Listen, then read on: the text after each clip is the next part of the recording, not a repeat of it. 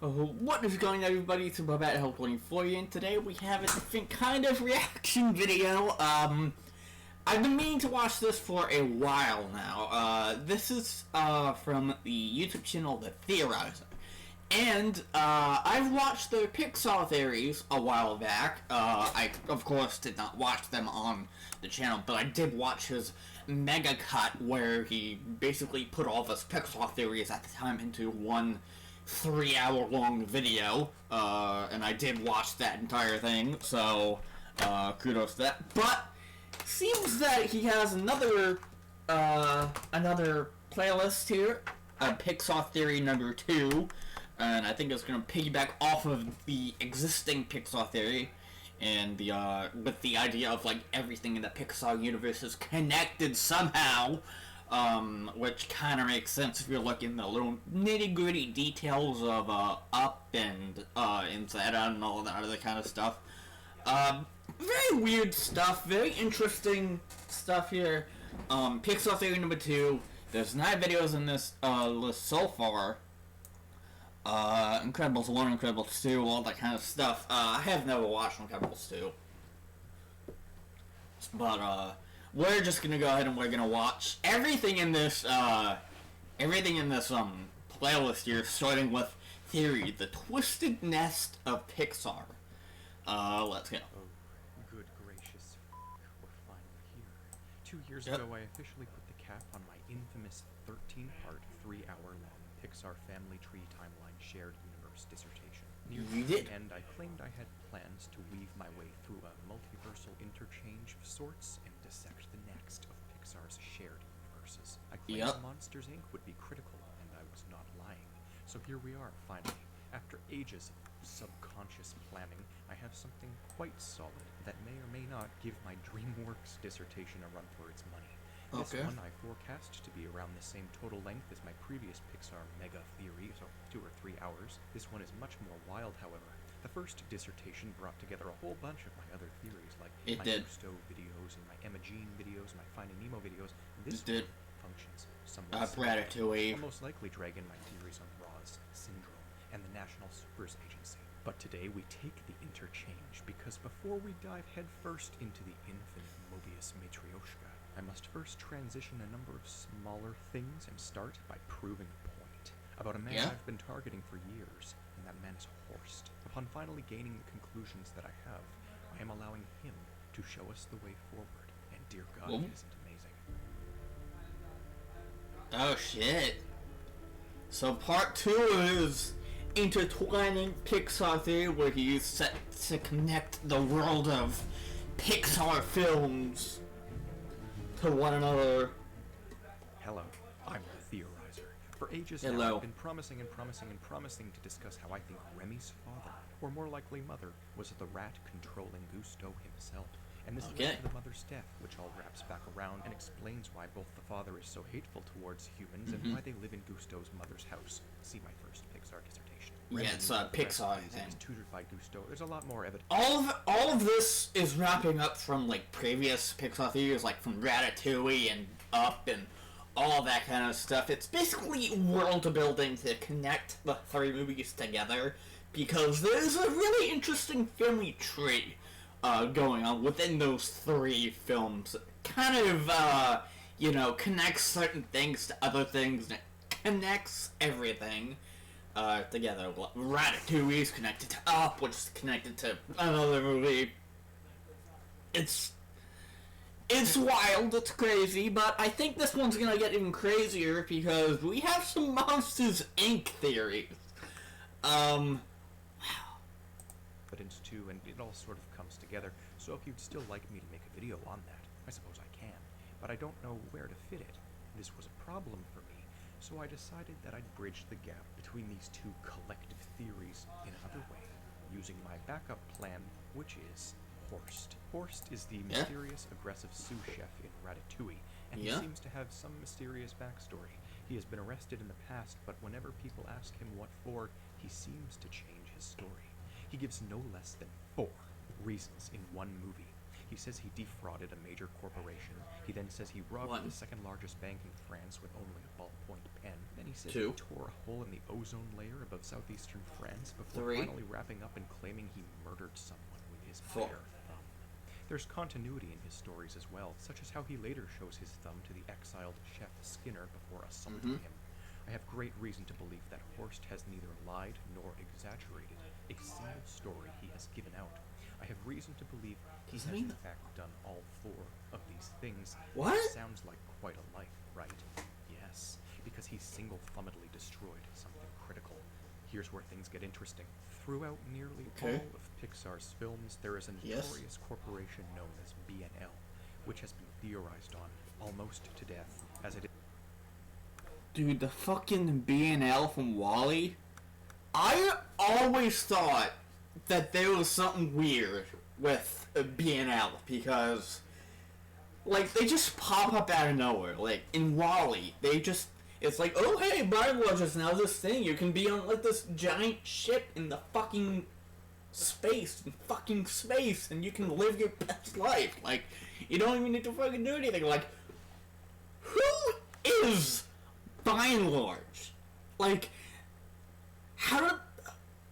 there's a lot to go about with by and large, like, how they come to be. Why are they so prevalent in WALL-E and nowhere else? Like, I do not know where. Like, they're not Monsters Inc. They're not Ratatouille. And they're only in WALL-E. What the fuck? Pixar. It is essentially responsible for a lot of the mystery of Pixar. It really is. Focused on in WALL-E, where they are the company that dominated the world and was It responsible really fucking is. specializing in spaceships. B&L is short for by and large, and I used them to prove a point in my first Pixar dissertation as well. You see, anytime you see a shady corporation in these films, B&L tends to be responsible in one way or Exactly. another. The only faces we really get to see would probably be the men in suits from Up, assuming they do have ties back into this. It's funny. Yeah. Another theory I've wanted to make for around 5 years now is on the matter of Russell's dad. I pondered over a number of characters, and this man in the suit near Carl's house fit best in every possible way, but I noticed others had talked about this elsewhere, so I never really wanted to make a dedicated video on it. Either way, I do believe B&L is responsible here as well, considering their constant attempts at world domination. There's a real chance that B&L does play a part in Up. It's just not explicitly stated that it's B&L, and I feel like a lot of stuff that happens with, like, corporations in Pixar movies is, in a way, B&L, but they don't explicitly state that it's B&L because they don't want it to be, like, known. I think they want it to be mysterious. Pixar's doing something weird here. Like, it would not be crazy to say that they might know what they're doing in terms of linking different movies. I don't know. Saying this so I can give a face to the name for the time being and make it easier for now, because if you haven't realized what I'm getting at yet, well, it's that B&L has a very obvious tie to all of Horst's stories. I don't know if a single person has connected this yet. He claims he robbed a bank and defrauded a major corporation, and this all sounds very B&L-ish to me. Oh! Considering they're the primary corporation. He defrauded B&L? Money. What comes next helps even more.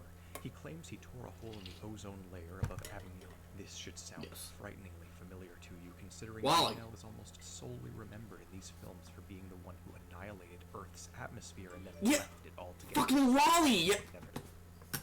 Horst finishes by claiming he killed a man with his bare thumb. I have reason to believe all these stories are connected to B&L. Major corporation, money, ozone layer. Literally! My final connection is one of all. I was thinking about Horst and his job as a chef. Well, assassin, but also chef. And I was thinking about what sorts of things that could tie back into, particularly within the other 4 franchises in the first dissertation. And then it sort of all hit me at once. B&L owns everything, including the batteries in the toy Buzz Lightyear. They are fixated on space travel, and I'll elaborate on this later, but I have great reason to believe that B&L owns the Pizza Planet chain and the Buzz Lightyear chain. They are prepping the world for space travel. Horst. That's a bit of a stretch, but I'm willing to hear what your thinking behind it is. Saw this in the restaurant business, and he killed their CEO, Russell's dad, with his bare thumb. You may think this is a leap, but all I ask is that you give me time, in later videos too, to prove all this, because I'm not even close to done. And it's a mess I right will. now, obviously. I say all of this because I really just want to listen to this guy and just sort of take in his reasoning for coming to this conclusion, because there's a lot of videos in here. There's 8 more videos here. I don't think I'm going to get through all of them in one video now, but there's 8 more videos about this. And we're going to react to all of these videos in this fucking Pixar theory number 2. So, strap yourselves in, because this is the next reaction series. Holy shit. Yeah, let's fucking go. Show signs of not just being in this main Pixar pentalogy quintet universe I've been studying in my previous dissertation, but they're in all of them, all universes. How is this possible? How can B&L transcend universes and be in Wall-E and Cars and all of this stuff? This is going to come out of left field for almost all of you. I think the B&L Corporation is the evil force out to control the infinite Mobius Matrioshka. I was going to wait. I wasn't going to do this now. I was just going to hint at Horst and B&L in the next universe and then wait. But I can't stall any longer on what I think is happening here. Not as I find He has these ideas and can't just bottle them up. For months now. You may have seen me ramble on about an infinite Mobius Matrioshka on Twitter or YouTube, wherever. Yeah. I'm going to get it over with and state my thesis now. We're in the right mindset, so why not? Okay. There's an important distinction that must be made if we are to progress with the next Pixar universe as I promised 2 years ago. The structure I have built to allow my Pixar duology is universe not capable of supporting multiple universes in the form it takes. Okay, Monsters, Inc. and Incredibles.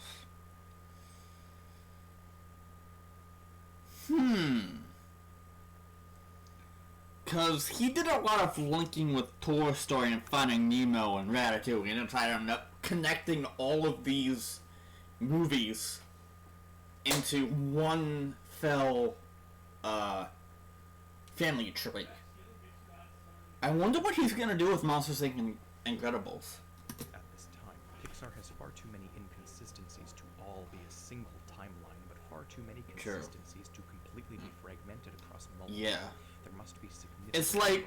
It's like there's not enough there for every movie to connect, but there's enough there to connect different timelines, if that makes sense. Like, you can't connect all of them to one, but you can connect certain movies to other movies, and separate some movies out entirely, because different timelines, multiple, like he said, multiple universes, multiple timelines, Pixar movies. Any of this to work. And Monsters, Inc. is probably in a different timeline. Up, Ratatouille, and Inside Out took me half a decade. The Pixar pentalogy. I tried adding more franchises to the pentalogy, but the problem was that it became increasingly unstable, and I keep promising this return with a battle plan to attack the other films and their connections in a way that wouldn't violate what I'd already stated. Monsters, Inc. and The Incredibles, to my knowledge, can achieve this because they are well known at this point to be highly connected, only beat out by the pentalogy. There are problems at Pixar, you see. Easter eggs belong where they shouldn't, contradictions exist where they cannot. Paradox on top of paradox. And this requires a workaround like no other. The famous and inspiringly clever Pixar Theory timeline by John Negroni, and added to by the Super Carlin brothers, of course, is excellent in terms of overall theme and narrative. It's one of the most fascinating concepts I have ever seen, but it gets very frustrating and confusing, almost in a way, when it comes to some of the more obscure one-to-one logical correlations, which is why I could only get 5 films out of it when I tried sealing the timeline and family tree with genetics, surnames, time, locations. Okay, maybe there are several different universes. That's the belief most people have been under all this time. It's not even a theory. I mean, it's just more of a complicated. At this point, Pixar probably knows what they're doing. Each film is its own world, a multiverse, and then remain under the assumption that some films share a universe. Bingo, done. That's what I've been doing. But then there's still overlapping. Shared universes where they cannot be shared. Overlap where there can be none. This means there must be something truly strange going on, and I finally have a way of describing all of this that works. It's basically just me saying, look at all these inconsistencies. Yeah. But from a different angle. An angle that will orient us in a direction that will allow for more universes to exist unhindered. This is where things are about to get complicated.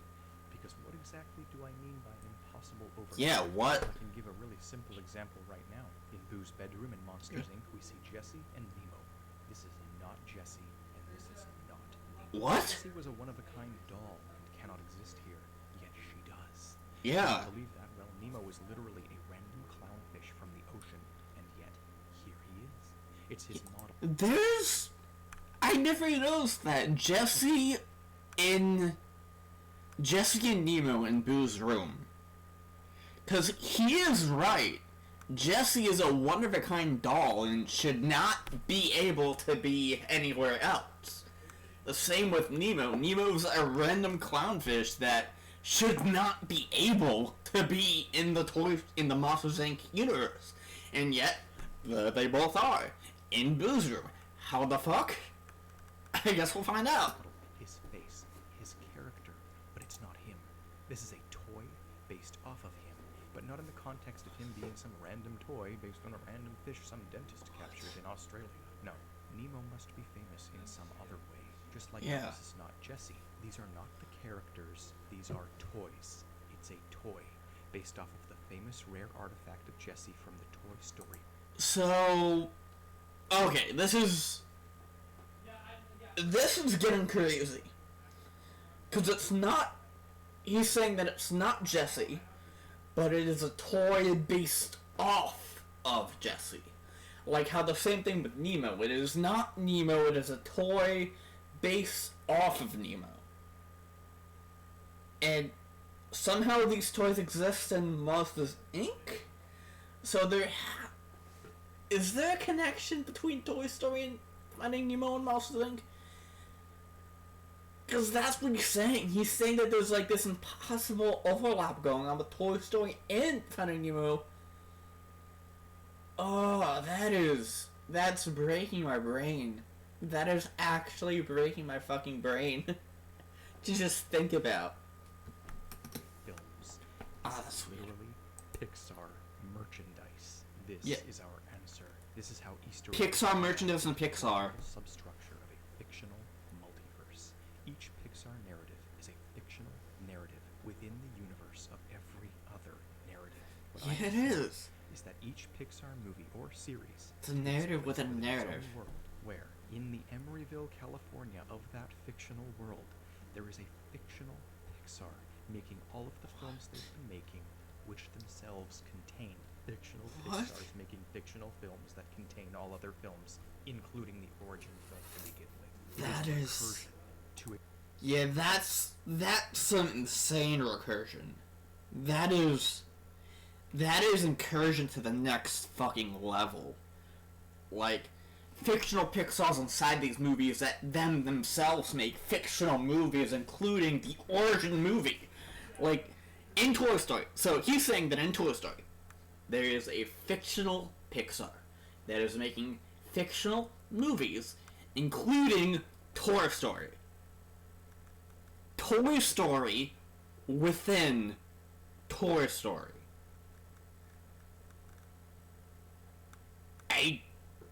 That is... a dimensional degree as high as the number of universes that can ultimately exist. Maximum being the number of films they've made. But as I have gone into before... So that means that 24 fictional universes are being made by fictional Pixar inside of these 24 fictional universes.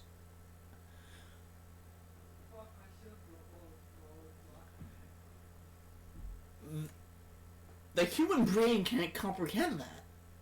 Like, I'm trying to comprehend that, and my brain is failing to understand, like, the scope of how insane that is. There are noteworthy clusters that, if dealt with carefully, can permit shared universes when applicable. This is a recursive, fictional stack with many tangents in all sorts of... Yeah, it's recursive to the max order. Gone rogue. It is metafiction gone rogue. It Yeah. is a Russian nesting doll. It is inception of the highest order to the exponent of however many Pixar movies are out there.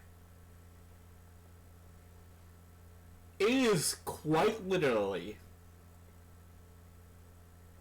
a mind-boggling amount that you cannot put into words. Like, you can't... Like, I don't think you can even comprehend how much of insanity this is.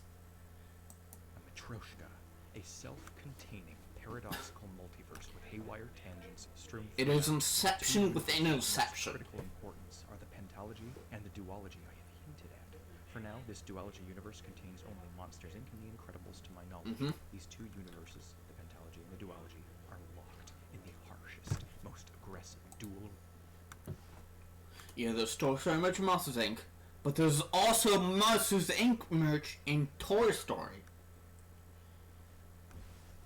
I didn't even notice that. There's a fucking Sully furred toilet. Okay, this is getting weird because there's Toy Story merch and Monsters Inc. There's also Monsters Inc. merch in Toy Story. Yeah, the green's the pentalogy verse, the purple's the duology verse, and the orange is everything that is containing these two universes separately.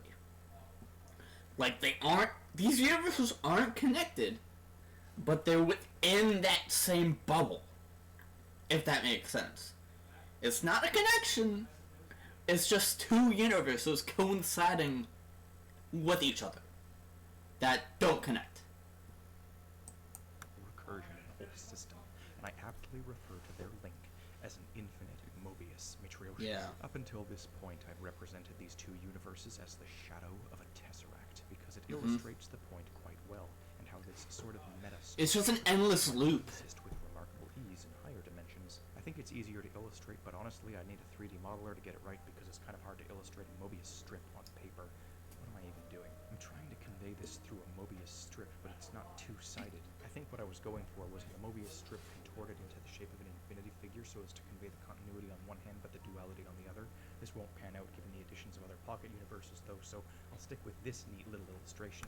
Maybe I'll rename it later. So now to my big point. Let's hear it. Is that I have reason to believe Monsters, Inc. and The Incredibles share a universe. One that overlaps with the pentalogy by containing it as a fictional world while simultaneously being a fictional world within it. In this new universe I'm imagining, Monsters, Inc. would be the future and The Incredibles would be the past. I say this because of obvious things such as how superheroes are evolved humans and monsters are evolved humans to a much further extent, but we still see such beings as an owl monster in Incredibles 2 to further prove this point. In addition, these two films have been rigorously tied together by other theorists for years, It has. notably in theories that state Boo is a superhero of some sort, with her possibly even being Violet Parr, which again are all theories by the Super Carlin brothers and Seamus Gorman. If I Okay, I'm gonna While need I to don't see have Super Carlin anything Brothers. specific to say on those matters, I do think Boo is a superhero, which is why Randall was so desperate for her, and why he'd likely already tested on her dozens of other times, like the energy. I mean, come on. Like, there is definitely something going on with Boo. Because Randall... Like, why would Randall want Boo just for her screams? Like, we know in the Monsters verse that children's screams power everything.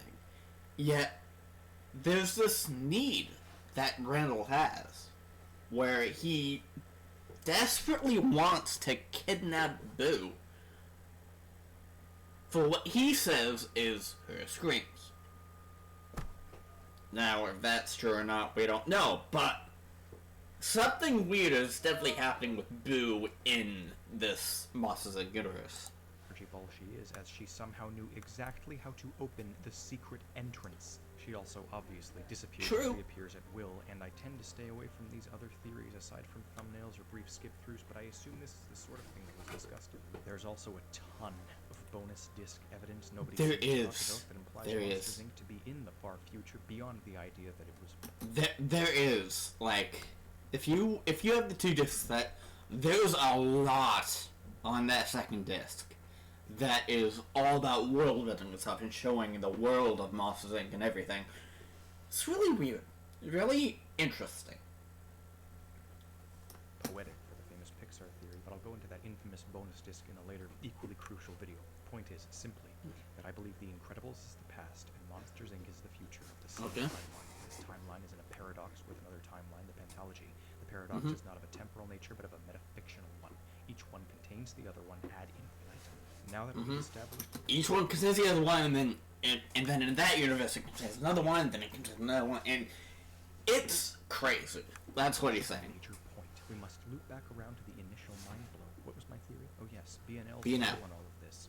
As I said, I think they're... Yeah, your initial theory was that B&L is sort of this metaphysical company that is a part of every single Pixar movie. Was to dominate the multiverse on every single level they can fathom. Logic would dictate that the Pixar short films are the truly smaller sub-nodes, and ubiquitous Easter eggs such as A113 and the Pizza Planet truck are the connective tissue of this Russian nest, as it were. Harkening back to the first dissertation, Yes. some Easter eggs are more irrefutable than others. Riley being in the Marine Life Institute, bulletproof. Yeah. Gene postcard, solid. Solid. Darla being on the cover of Solid. magazine, flimsy but doable.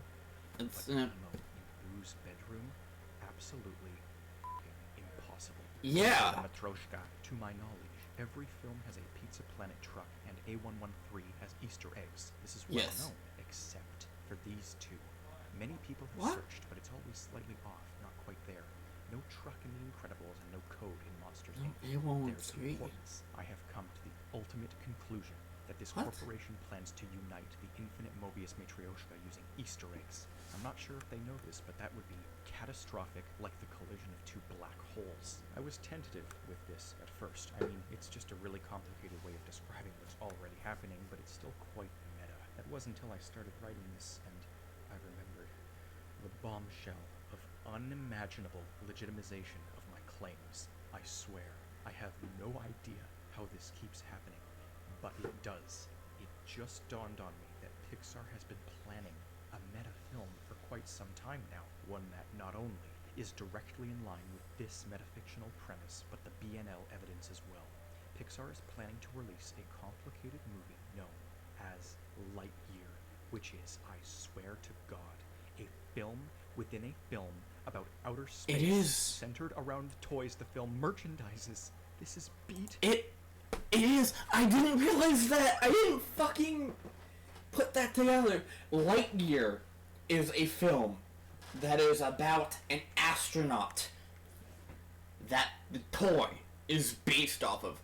Buzz Lightyear is based off of a fictional astronaut named Buzz.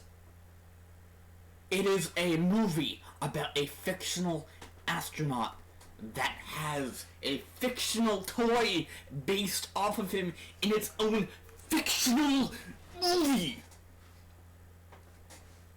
Oh. Oh. I have to watch Lightyear now. I have to watch Lightyear now. I just...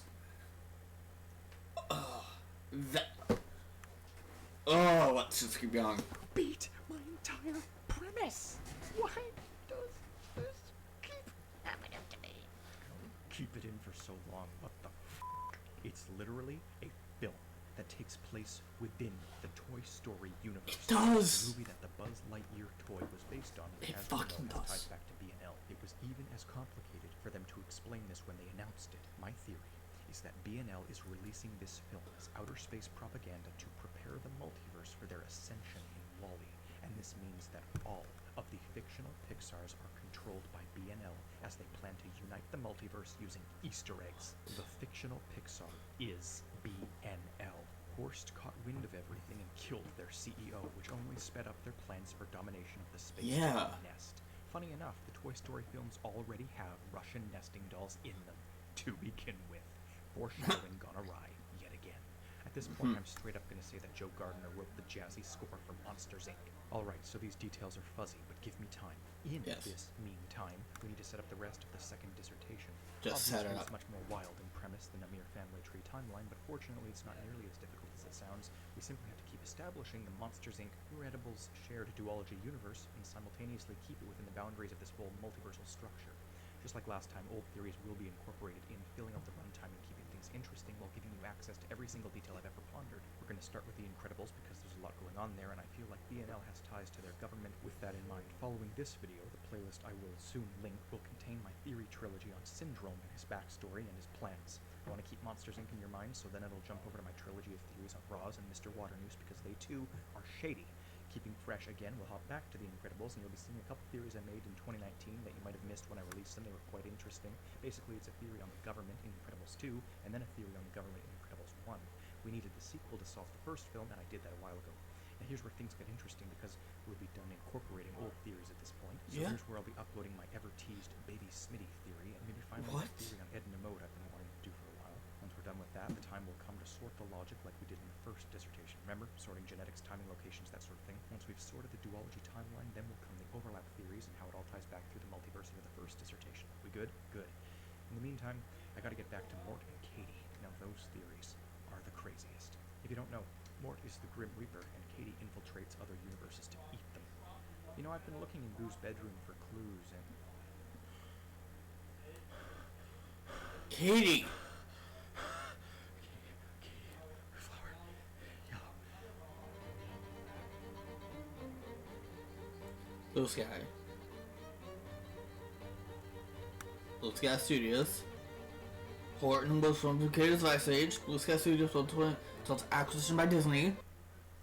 Not that one I can prove. Not that one I can't prove. Well, that is very, very interesting. Super interesting. I can't wait to react to some of these. And of course, I don't know if these are in order, so I will go in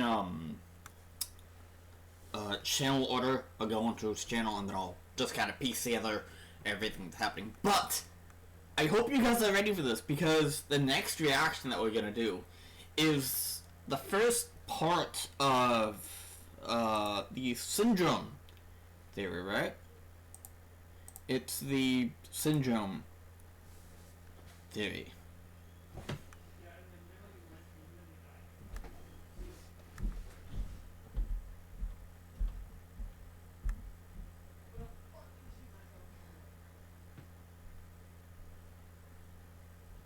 Yeah, I don't know what the fuck is happening here.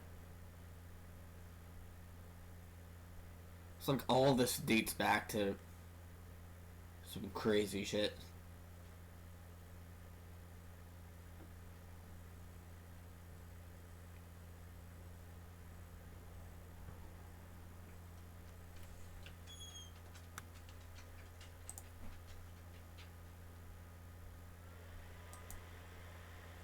I wonder when this was made.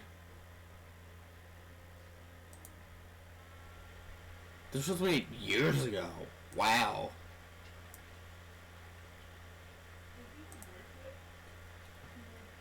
Yeah, this was made years ago.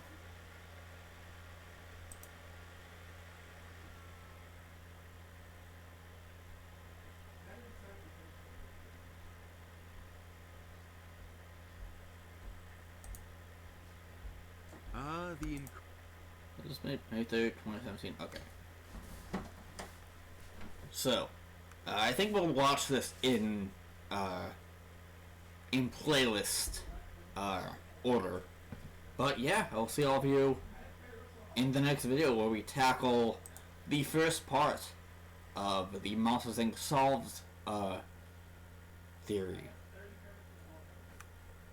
Cool.